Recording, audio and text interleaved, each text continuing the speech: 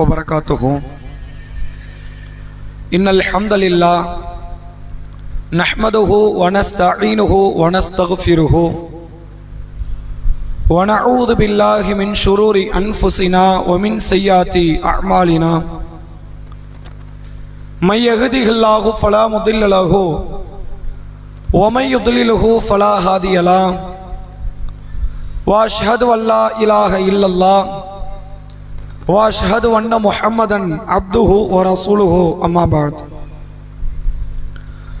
கண்ணியத்திற்கும் பெருமதிப்பிற்கும் உரிய எல்லாம் வல்ல அல்லாஹுவின் நல்லடியார்களே,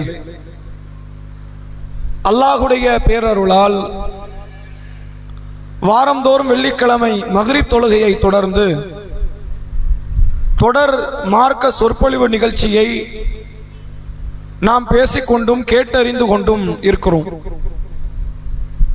இந்த வாரம் மறுமை நாள், இறுதி தீர்ப்பு நாள் என்ற தலைப்பினுடைய 3வது வாரமாக இருக்கிற இந்த சூழ்நிலையில் தமிழ்நாடு தௌஹீத் ஜமாத்தின் சார்பாக, குறிப்பாக தூத்துக்குடி மாவட்டம் சார்பாக சத்தியத்தில் சங்கமிப்போம் என்கிற ஒரு தலைப்பின் கீழ் 3 மாத கால தொடர் பிரச்சாரத்தை இந்த ஜமாத்து அறிவிப்பு செய்திருக்கிறது. அதில் குறிப்பாக இந்த நவம்பர் மாதம் முழுமையாக தனி நபர்களை சந்தித்து மார்க்க அறிவுரைகளை அவர்களுக்கு மத்தியில் வழங்கி கொள்கை ரீதியாகவும் குணநலன்கள் ரீதியாகவும் வழிபாடுகள் நற்பண்புகள் என்ற எண்ணிலடங்காத மார்க்க செய்திகளை எல்லாம் சொல்லி அவர்களை பள்ளியை நோக்கி மார்க்க பற்றை நோக்கி அழைக்க வேண்டும். அதிகமான முக்கியத்துவத்தை இந்த தனிநபர் தாவாவுக்கு நாம் வழங்க வேண்டும் என்று ஒரு செயல் திட்டத்தை இந்த மாவட்டம் அறிவிப்பு செய்த காரணத்தினால் அது சார்ந்த ஒரு செயல் வீரர்கள் வீராங்கனை கூட்டமாகவும் ஒரு மார்க்க சொற்பொழிவு நிகழ்ச்சியாகவும் நாம் இதை ஏற்பாடு செய்து இப்பொழுது நடத்தி கொண்டிருக்கிறோம். உங்களுக்கு மத்தியில் தனிநபர் தாவாவின் அவசியம் என்ன என்பதை, அதை செய்வதற்கு இஸ்லாம் சொல்லித்தரக்கூடிய வழிகாட்டுதல்கள் என்ன என்பதையும் ஒரு சில மார்க்க நினைவூட்டுதல்களோடு நாம் முதல் கட்டமாக உங்களுக்கு நான் தெரியப்படுத்த கடமைப்பட்டு இருக்கிறேன். இந்த தாவா என்பதை முதலில் ஆரம்பித்தது தனி நபராகத்தான். அது இன்னைக்கு நேற்றுக்கு இல்லை, நபிமார்கள் காலத்தில் இருந்தே எந்த நபியும் மேடைகளை அமைத்து மைக்கு ஸ்பீக்கர் எல்லாம் ஏற்பாடு செய்து மக்களுக்கு துண்டு பிரசுரங்களை எல்லாம் கொடுத்து வால் போஸ்டரை அடித்து மக்களை கொண்டு வந்து நிறுத்தி மார்க்க பிரச்சாரங்களை எந்த நபியும் செய்யவில்லை. முதல் பிரச்சார அமைப்பாக அவர்களுக்கு வந்ததே ஒவ்வொரு தனி நபர்களாக, தனி குழுக்களாக, சிறிய கூட்டம் பெரிய கூட்டம் என்று அவர்களை அழைத்து அதுவரை அவர்கள் எந்த கொள்கையில் பயணிக்கிறார்களோ, எந்த மார்க்க செய்திகளை அல்லாஹ் கற்றுத் தந்திருக்கிறானோ அதை சொல்லி அந்த மக்களை அல்லாஹுடைய நபிமார்கள் ஏகத்துவ சிந்தனையை நோக்கி அவர்கள் அழைத்து இருக்கிறார்கள். குர்ஆனில் இது போன்ற பல நபிமார்களுடைய வரலாறுகளை அல்லாஹ் சொல்கிறான். அதுல தனிநபர் தாவாவுக்கு என்றே ஒரு இறைத்தூதர் வரலாற்றை எடுத்து நீங்கள் படிக்க வேண்டும் என்றால் நூஹ் அலைஹிஸ்ஸலாம் என்ற இறைத்தூதரை அல்லாஹ் குர்ஆனில் பறைசாற்றுகிறான். இந்த இறைத்தூதர் பேர்ல ஒரு சூறாவே இருக்கு, சூரா நூஹ், 71வது அத்தியாயம். அதுல நூஹ்னா யார், அவர் என்ன பிரச்சாரம் செய்தார், பிரச்சாரத்தினுடைய விளைவு என்ன என்பதை ஒரு சூறா முழுக்க பேசுறான். நூஹ் நபி பத்தி மட்டும்தான் பேச்சு. அவர் குடும்பத்தை பற்றியோ பிள்ளைகளை பற்றி அந்த பேச்சு வரல. அவர் எப்படி தாவா செய்தார், மக்களை எதை நோக்கி அழைத்தார், மக்கள் அதுக்கு என்ன ரெஸ்பான்ஸ் கொடுத்தாங்க, அல்லாஹ் கடைசி அந்த சமுதாயத்தை என்ன செய்தான் என்பதை ஒரு அத்தியாயம் முழுக்க அல்லாஹ் பேசுகிறான். 71வது அத்தியாயத்தில் நீங்கள் பார்க்கலாம். அதுல நூஹ் நபியை பற்றி அல்லாஹ் சில வார்த்தைகளை சொல்லுகிறான் பாருங்கள். நூஹ் நபி அல்லாஹ் கிட்ட கேட்கிறாங்க.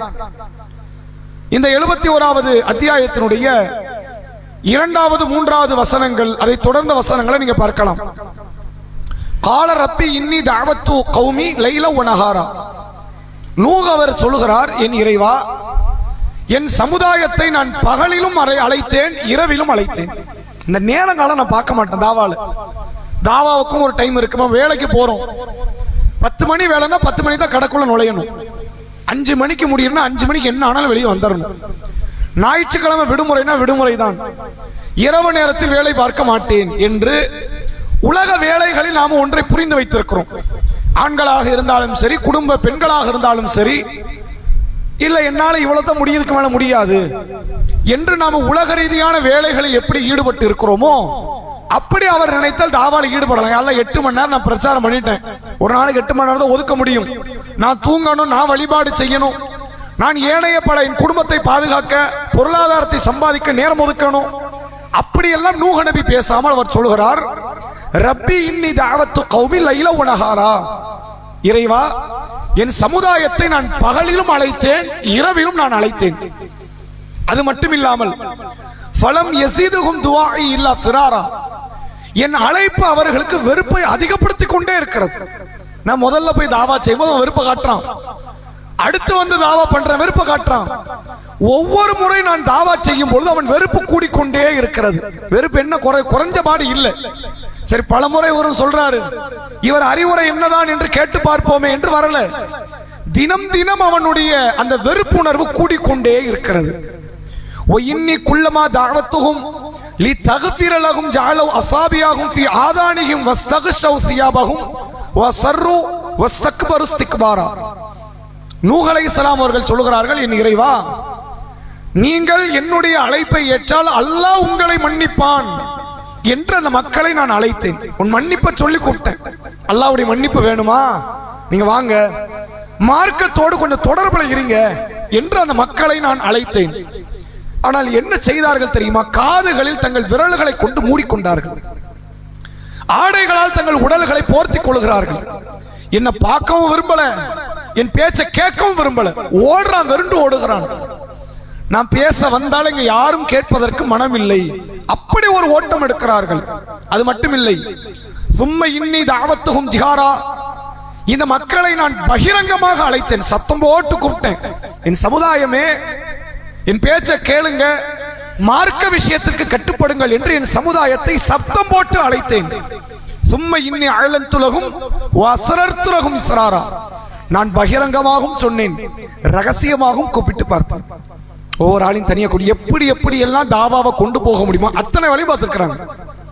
இப்ப இன்னைக்கு தாவாவை விதவிதமான காரியங்கள்ல நம்ம கொண்டு போறோம்.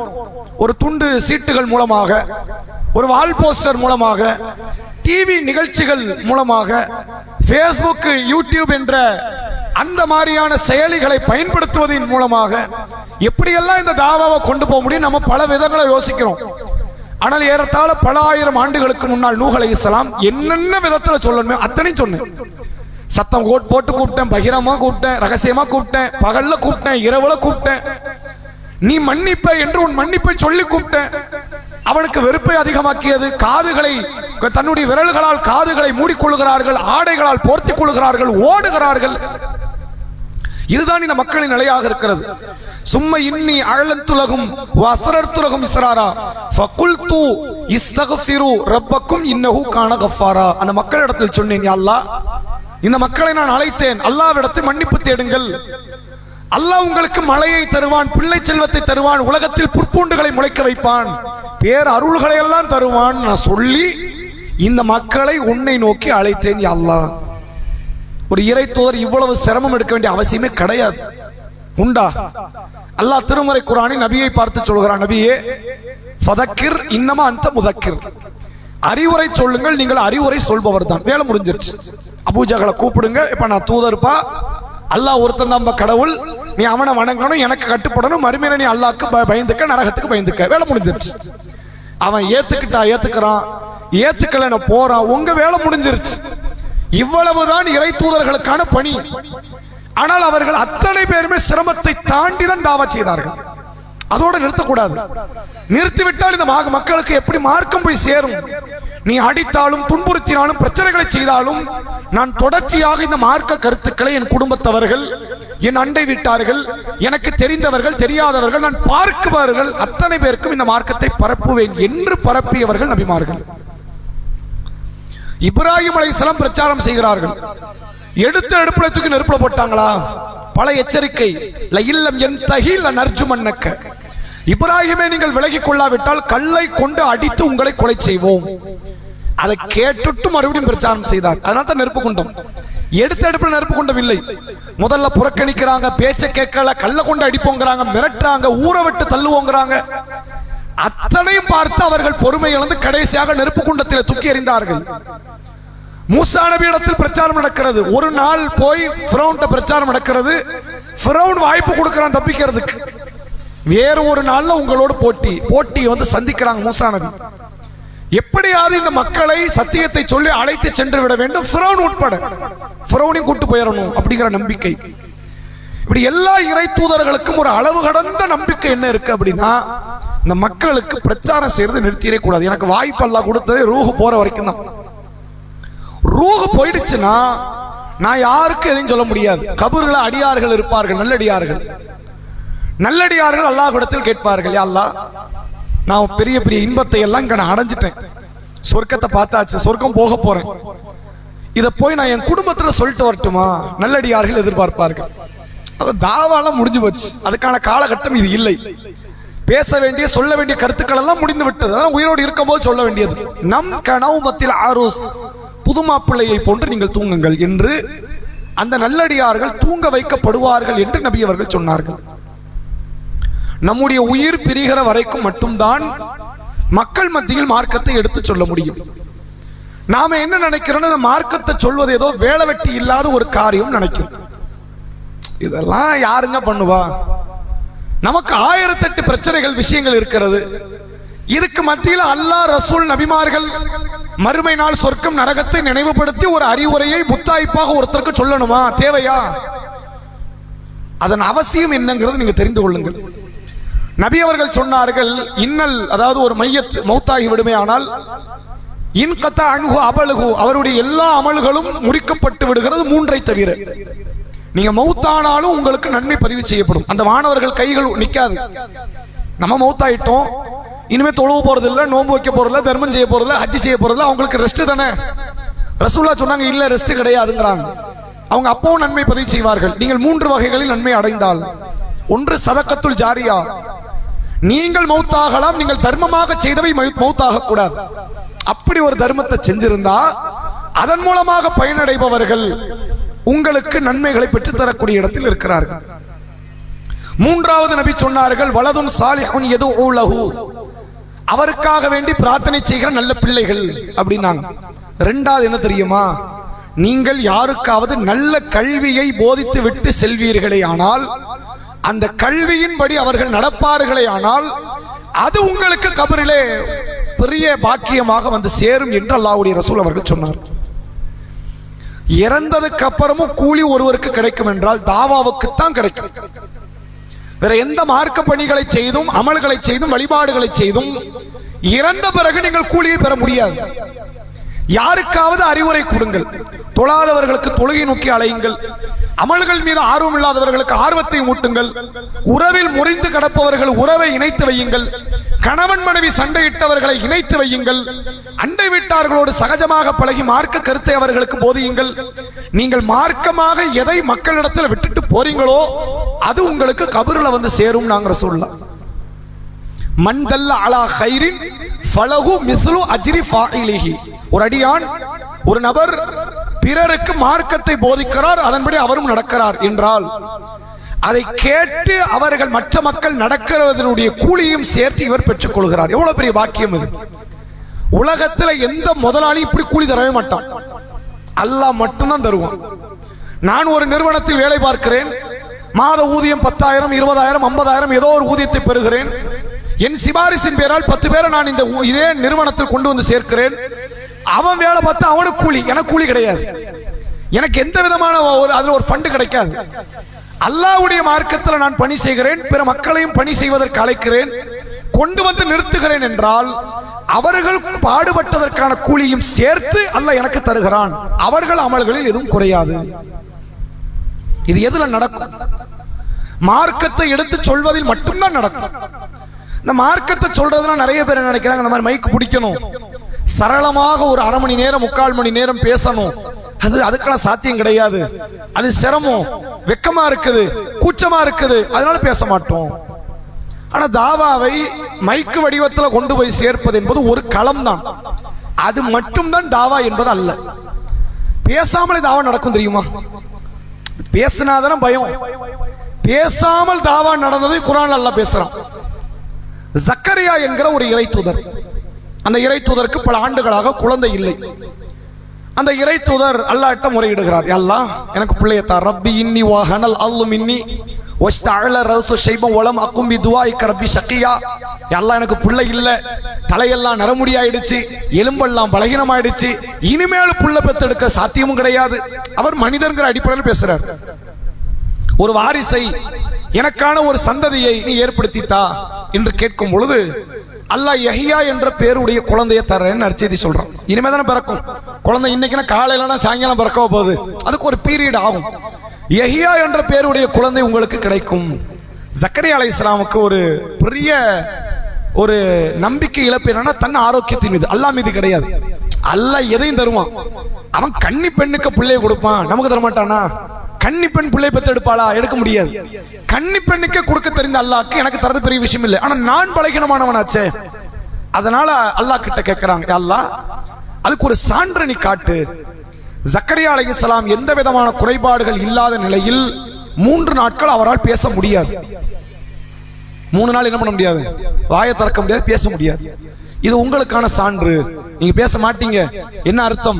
உங்களுக்கு நான் புள்ள தரங்கிறதுக்கான சான்றுன்னு அல்லாஹ் குர்ஆனில் சூரா மரியமில் ஆரம்ப வசனங்களில் பேசுகிறான். சரி, 3 நாள் பேச முடியல, தாவாவுக்கு லீவு தானே அது. அல்ஹம்துலில்லாஹ், நம்ம இவ்வளவு நாளா தொடர்ச்சியா மக்களை சந்திச்சு மார்க்கத்தை சொல்லிக்கிட்டே இருக்கிறோம். அல்லாஹ் ஒரு 3 நாள் நமக்கு என்ன பண்ணிட்டான்? லீவு கொடுத்துட்டான். அல்லாஹ்னு வீட்டுல போய் தொழுதுட்டு படுத்துக்குவோம் அப்படின்னு செய்திருக்க முடியுமா? முடியாது. செய்ய முடியும். சைகை மூலமாக அந்த 3 நாட்கள் பிரச்சாரம் செய்தார் ஜக்கரியா நபி. அந்த நேரத்தில் மக்களை அழைத்து, அல்லாஹ்வை நீங்கள் நினைவு கூற மறந்து விடாதீர்கள், திக்ர் பண்ணுங்க அப்படின்னு சைகை மூலமாக அந்த மக்களிடத்தில் பேசுகிறார்.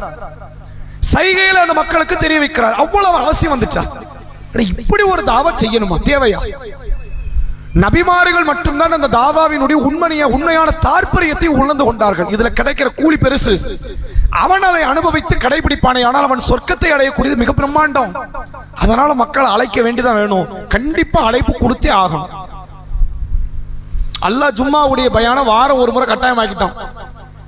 நீங்க எங்க இருந்தாலும், என்ன வேலை பார்த்தாலும், எந்த ஊர்ல இருந்தாலும் ஜும்மாக்கு வந்து ஆகணும், விதியாக்கிட்டான். அல்லாஹ் அறிவுரைகளை கொடுத்து கொண்டே இருக்கிறான். ஒவ்வொரு வாரம் ஒவ்வொரு விதமான ஒரு தலைப்புகளில் ஏதோ ஒரு அறிவுரை, ஏதோ ஒரு மார்க்கறிஞர் எங்க இருந்தோ கொடுத்து கொண்டிருப்பார். இந்த அறிவுரை தான் நம்மை பல நாட்கள் மார்க்க நெறியோடு கொஞ்சமாவது நடக்க வச்சிருக்கு. ரசூலுல்லாஹ் சொன்னார்கள், 3 ஜும்மாக்களை தவறவிட்டவரின் உள்ளத்தில் அல்லாஹ் முத்திரையை பதிக்கிறான். என்ன முத்திரை? காஃபிர்னா கிடையாது, காஃபிரை விட மோசமான முத்திரை அது. அலட்சியத்திற்கான முத்திரை. காஃபிர் கூட ஒரு நாள் காது கொடுத்து கேட்டோம்னா உள்ள வந்துருவான். அலட்சியவாதிகள் உள்ள வரவே முடியாது. அவன் காது கொடுத்து கேட்டும் பயனே கிடையாது.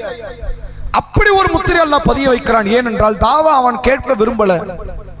இன்னைக்கு பல மக்கள் இப்படித்தான் இருக்கிறாங்க. நாம என்ன செஞ்சோம்? இந்த மக்களிடத்தில் மார்க்கத்தை கொண்டு போய் சேர்ப்பதற்கான முயற்சிகளில் என்ன ஈடுபட்டோம்? அப்ப கொஞ்சம் சிந்திக்கணுமா இல்லையா? தனிநபர் தாவா என்பது ரொம்ப ரொம்ப ரொம்ப சிம்பிள். ஒண்ணுமே கிடையாது. ஒரு பெண் இருக்கிறீங்க, நீங்க ஒரு பெண்ணை சந்திக்கிறீங்க, அல்லது ஒரு ஆண் இன்னொரு ஆணை சந்திக்கிறீர்கள். கையை கொடுத்து சலாம் சொல்லி நல்லா இருக்கீங்களா என்ற நலனை விசாரிக்கிற காரியத்தை முதல்ல பேசு. இதான் முதல் அடிப்படை. தாவா அடிப்படை இல்லை, தாவா ரெண்டாவது. முதல்ல அவர்களோடு ஒரு கம்யூனிகேட்டை உருவாக்கணும், தொடர்பை ஏற்படுத்திக் கொள்ளணும். இந்த தொடர்பை ஏற்படுத்துவது என்பது நபிகளார் பண்புல நீங்க பார்க்கலாம். ரசூலுல்லாஹ் நோய் நலம் விசாரிக்க யூத சிறுவர் இடத்தில் செல்கிறார்கள். சென்று நோய் நலம் விசாரித்து விட்டு சொன்னார்கள், அஸ்லிம், நீ இஸ்லாத்தை ஏற்றுக்கொள். அவருக்கு ஆசை, தந்தை என்ன சொல்லுவாரோ, தந்தை சொல்லுகிறார், அத்தகைய அபுல் காசிம், அபுல் காசிம்க்கு நீ கட்டுப்படுப்பாங்கிறாங்க. உனக்கு விருப்பம்னா போய்க்க, நான் வரல, நீ போய்க்க. இஸ்லாத்தை ஏற்றுக்கொள்கிறார் என்ற சம்பவத்தை ஹதீஸிலே பார்க்க முடிகிறது. ரசூலுல்லாஹ் உணர்வு பூர்வமாக மக்கள்கிட்ட தாவா கொண்டு போனாங்க. இன்னைக்கு எத்தனையோ நோயாளிகள் இருக்கிறாங்க, சொந்தக்காரன் கூட வந்து பார்க்கறது கிடையாது. நம்ம போய் பார்க்கலாமா இல்லையா? எத்தனையோ வயதானவர்கள் இருக்கிறார்கள், பிள்ளைகள் வெளிநாட்டுல இருந்து போன் கால் மட்டும் தான் பண்றாங்க, யாரும் பேச ஆள் கிடையாது. போய் பார்க்கலாம்ல. யாராவது பேச மாட்டாங்களா நினைத்து தனிமையில் வாழக்கூடிய முதியவர்கள் இருக்கிறார்கள். சமுதாயத்தில் பல பெண்கள் சகோதரிகள் சந்திக்க வேண்டிய பல பெண்கள் இருக்கிறார்கள். இப்படியான மக்களிடத்தில் சென்று அவர்களிடத்தில் மார்க்க கருத்தை கொண்டு போய் சேர்ப்பது என்பது மிக லேசில மார்க்கம் போயிருக்கும். அது கஷ்டமே கிடையாது. இந்த மார்க்கத்தை நீங்கள் முதலில் உணர்வுபூர்வமாக அணுகக்கூடிய நீங்கள் எதை அவர்களும் நாமும் ஏற்றுக்கொள்கிறோமோ அந்த கருத்தை முதல்ல பதிய வைக்கணும். இந்த எதிரான கருத்தை பேசவே கூடாது. தாவாவுக்கு அது எது செட் ஆகாது. இந்த வாத பிரதிவாதம் தாவாவுக்கு செட் ஆகாது. தனி நபர் தாவான்னு போய் நின்று அது கூடுமா இது கூடுமான்னு சண்டை பிடிக்க கூடாது. அது கூடும் கூடல ஓரமா வை. தொழுதியா நீ முதல்ல?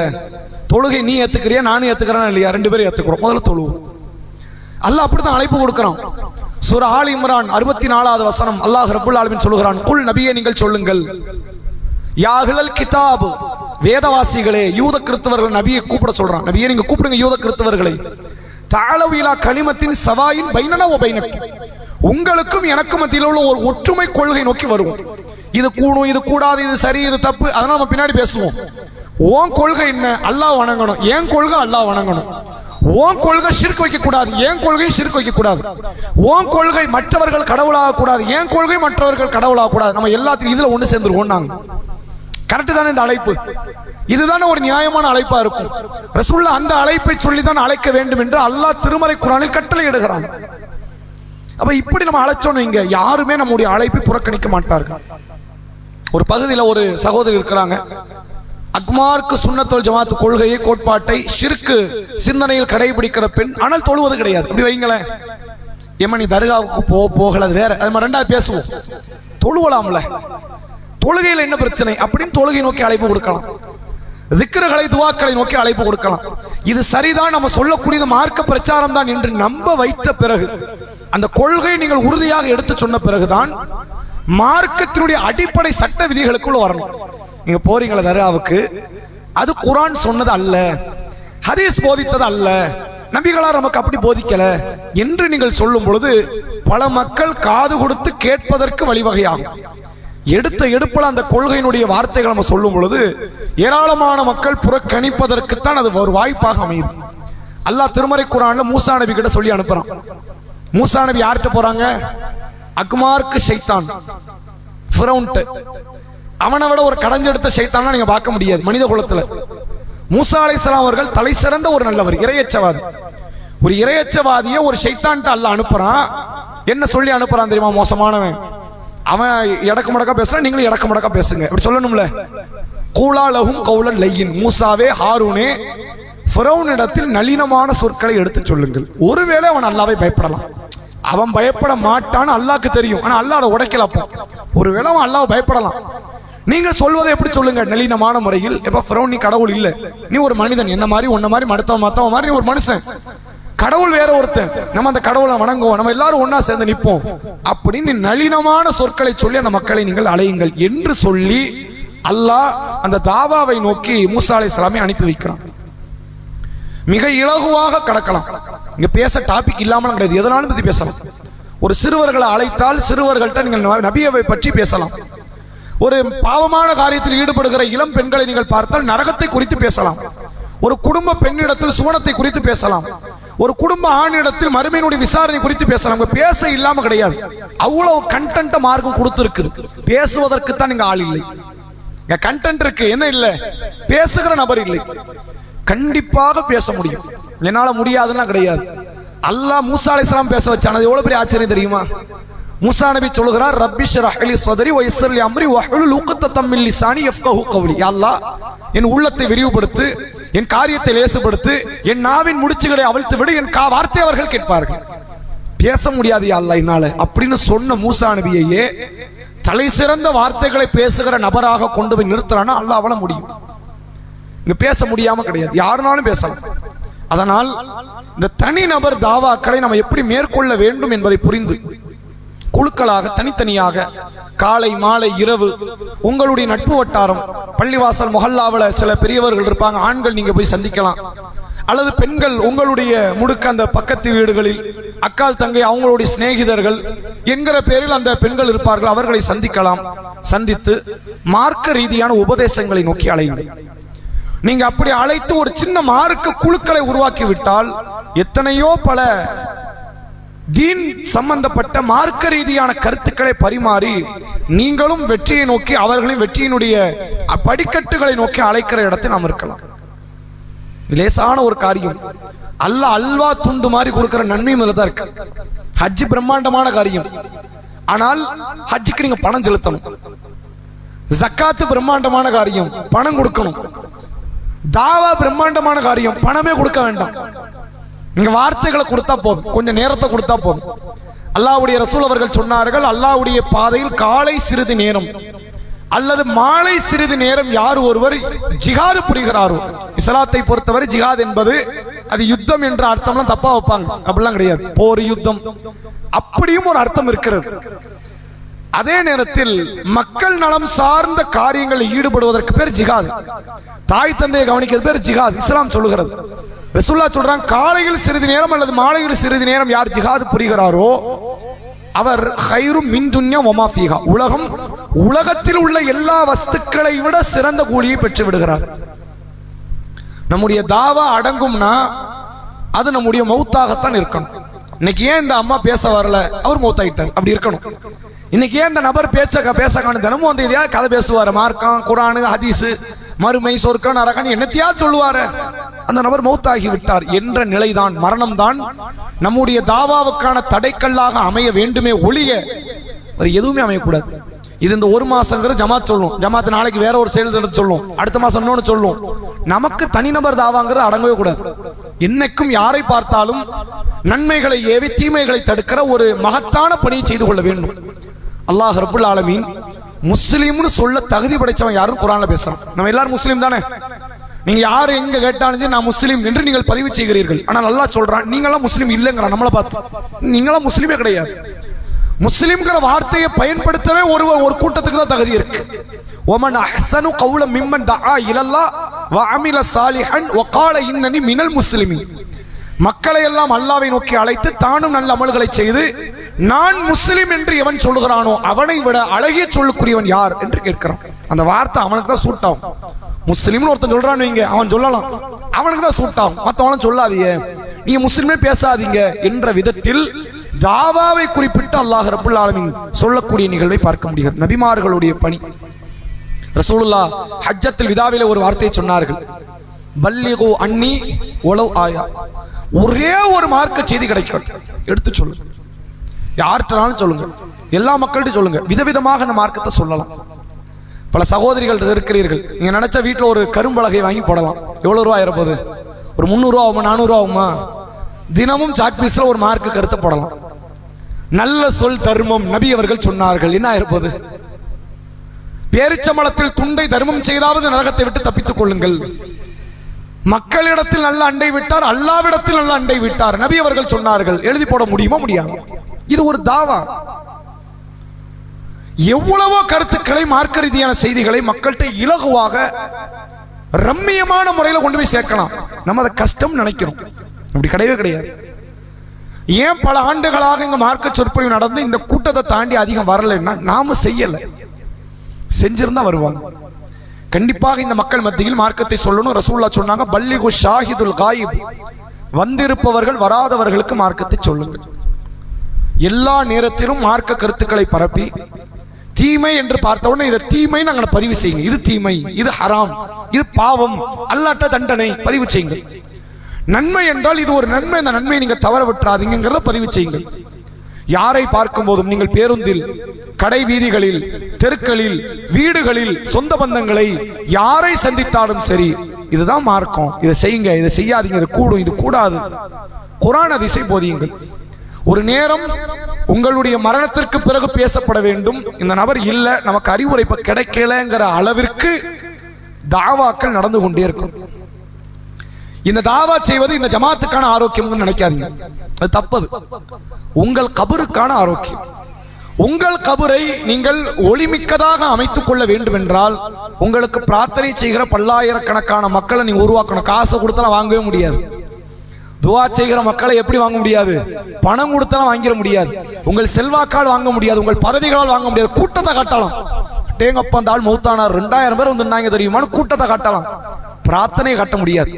பிரார்த்தனை நீங்கள் பேசுகிற நல்ல சொற்களால், மார்க்கத்தை நோக்கி அழைப்பதனால் மட்டும்தான் கிடைக்கும். உங்களுக்காக துவா செய்கிற மக்கள் இருக்கிறார்களா என்று சிந்தியுங்கள். எனக்காண்டி துவா செய்கிற ஒரு 50 பேர் உருவாக்கி இருக்க, 100 பேர் உருவாக்கி இருக்கிறேன், அப்படி யாரும் இல்லை. அதை புரிந்து தனிநபர் தாவா என்பது தினம் தினம் நடக்கணும். இந்த பேசலன்னு ஓடக்கூடாது அந்த நாளே. அப்படி ஒவ்வொரு நாளும் மக்களிடத்தில், நமக்கு தெரிந்தவர்களிடத்தில் மார்க்க ரீதியான கருத்துக்களை எடுத்து சொல்லணும். எவ்வளவு பெரிய புறக்கணிப்பு வந்தாலும், நூஹ் நபிக்கு வந்த புறக்கணிப்பை விட பெரிய புறக்கணிப்பை நம்ம சந்திச்சிருவோமா? சாத்தியமே கிடையாது. அப்படிலாம் ஒரு புறக்கணிப்பு வரவே வராது. இனிமேல் எந்த காலத்தை கொண்டு அப்படி ஒரு புறக்கணிப்பு நீங்க பார்க்க முடியாது. நூஹ் நபி சந்தித்த புறக்கணிப்பு தான் பெரும் புறக்கணிப்பு. நபிகளார் சந்தித்த புறக்கணிப்பு தான் பெரிய புறக்கணிப்பு. அதையே சந்திச்சுட்டாங்க. நமக்கு ஒண்ணுமே இல்லையே. மார்க்கத்தை சொல்றோம், இதான் குர்ஆன் ஹதீஸ், இதான் போதிக்கணும், இப்படித்தான் வாழணும் என்று சொல்லுங்கள். பார்க்கிற நேரமெல்லாம் சொல்லுங்கள். 1000 முறை புறக்கணிப்பார்கள், 1001 முறை சொல்லுங்கள். 20 வயசுல இன்னைக்கு அவர்கிட்ட நீங்க பேசுவீங்க, அவர் 65 வயசுல அவருக்கு புத்தி வரும். இனிமேலாவது தொழுவோம், அல்லாஹ்ட்ட மன்னிப்பு தேடுவோம் அன்னைக்கு தோணலாம். நம்ம யாரையும் முடிவு செய்ய முடியாது. ஹத்தமல்லாஹு அலா குலூபிஹிம், அல்லாஹ் இவர்கள் உள்ளத்தில் முத்திரையிட்டு விட்டான். உங்களுக்கு தெரியுமா? தெரியாது இல்ல. யார் உள்ளத்துக்கு அல்லாஹ் முத்திரை விட்டானோ, யாருடைய செவியால மறைச்சானோ, யார் கண்ணுக்கு தர போட்டானோ நமக்கு தெரியாது. எல்லார் இடத்திலும் பரப்புவோம். ரசூலுல்லாஹ் இவங்க வருவாங்கன்னு நினைச்சு கூட பார்க்கல. அப்படியான ஆட்கள் வந்தாங்க. அபு சுஃபியான் அப்படிப்பட்டவர், காலித் பின் வலீத் அப்படிப்பட்டவர். ரசூலுல்லாஹ் இவங்க வந்துருவாங்கன்னு நினைச்சாங்க. அபு தாலிபை கடைசி வரைக்கும் வரவே இல்லை. நீங்கள் நினைக்கிற நபர்கள் எல்லாம் இந்த மார்க்கத்தை நேர்வழி பெறமாட்டார்கள் என்ற அடிப்படையில் அல்லாஹ் சொல்கிறான். அதை உணர்ந்து எல்லா மக்களுக்கும் மார்க்கத்தினுடைய கருத்தை தினம் தினம், இது எனக்கான ஃபர்ல் என்று முடிவு பண்ணிக்கோங்க. நான் செய்ய வேண்டிய ஃபர்ல். வாகனத்தில் பேருந்தில் ஒரு ஆளை பக்கத்தில் பார்க்கிறேன், அவர் நமக்கு தெரிந்த இஸ்லாமியராக இருக்கிறார், அல்லது தெரியாத இஸ்லாமியர், அவ்வளவு போதும். அவர் ஒரு முஸ்லிம், தொப்பி வைத்த தாடி வைத்த ஒரு முஸ்லிம், முக்காடு அணிந்த ஒரு இஸ்லாமிய பெண் என்றால், பெண்களிடத்தில், ஆண்களிடத்தில் மார்க்க கருத்துக்களை சகஜமா பேசுங்க. தொழுதிங்களா, சாப்பிட்டீங்களா, கொண்டீங்களா, பிள்ளைகள் என்ன பண்றாங்க, மாசாலாம் படிக்கிறாங்களா, பிள்ளைங்களை மாசா படிக்க வைங்க. அந்த மார்க்க கல்வி தான் மறுமையில் நம்ம உயர்த்தும் இப்படின்னு சொல்றது என்ன இருப்பது? இப்படி 4 பேர் ஒரு பெண்ணை சந்தித்து பேசினால் அந்த பெண்ணுக்கு தோணும், ஒருவன் நம்ம இஸ்லாத்தை விட்டு வெளியே போயிட்டோம், பிள்ளைகளை மார்க்க படிக்க விடாம வைக்கிட்டோமே அப்படிங்கிற எண்ணம் வரும். நார்மலா 2 நிமிஷம் 1 நிமிடத்தில் பேச வேண்டிய கருத்துக்கள், அதை நீங்கள் கற்றுக்கொள்வதற்கு தாய்க்கள் பயிற்சியின் தேவையில்லை. நீங்க பெரிய அளவுல முஃப்தியாக, ஆலிமாக, ஹாஃபிலாக இருக்க வேண்டிய அவசியம் இல்லை. எனக்கு தெரிந்த மார்க்க செய்தியை நான் பரப்புறேன். இது நபி எனக்கு கொடுத்த அங்கீகாரம். என்னிடத்துல ஒரு செய்தி கிடைத்தாலும் எடுத்து சொல்லுங்கள். எனக்கு நபி கொடுத்த அங்கீகாரம். நான் மார்க்கம் பேசலாம். நபி சொல்லுகிறார்கள். ஒரு செய்தி கிடைச்சதுலப்பா, நபியை பத்தி 1 தெரியுமா இல்லையா? 1 சொல்லு. 2 தெரியுமா? 2 சொல்லு. 10 தெரியுமா? 10 சொல்லு. இது எனக்கு அல்லாஹ்வுடைய ரசூல் அவர்கள் கொடுத்த அங்கீகாரம். ஏன் அங்கீகாரத்தை நான் இழக்கணும்? எனக்கு கொடுத்த கௌரவத்தை நான் இழக்கணும்? நான் பேசலைன்னா எனக்கு நபியை பற்றி ஒன்றுமே தெரியலன்னு அர்த்தம். அப்பதான் நான் பேசக்கூடாது. அந்த அடிப்படையில் மார்க்க ரீதியான தகவல்களை தொடர்ச்சியாக மக்கள் மத்தியில் எடுத்துச் சொல்வோம். அதை 1 மாதம் என்பது தூத்துக்குடி மாவட்டம் நமக்கு சொன்னது. நாம வாழ்நாள் முழுக்க காலகாலத்திற்கு செய்ய வேண்டிய அஜெண்டா. அது குறித்த சில தகவல்களை கிளையினுடைய நிர்வாகிகள் உங்களுக்கு மத்தியில் எடுத்துச் சொல்வார்கள். வாஹிரு தஅவானா அல்ஹம்துலில்லாஹி ரப்பில் ஆலமீன். அஸ்ஸலாமு அலைக்கும் வரஹ்மத்துல்லாஹி வபரகாத்துஹு.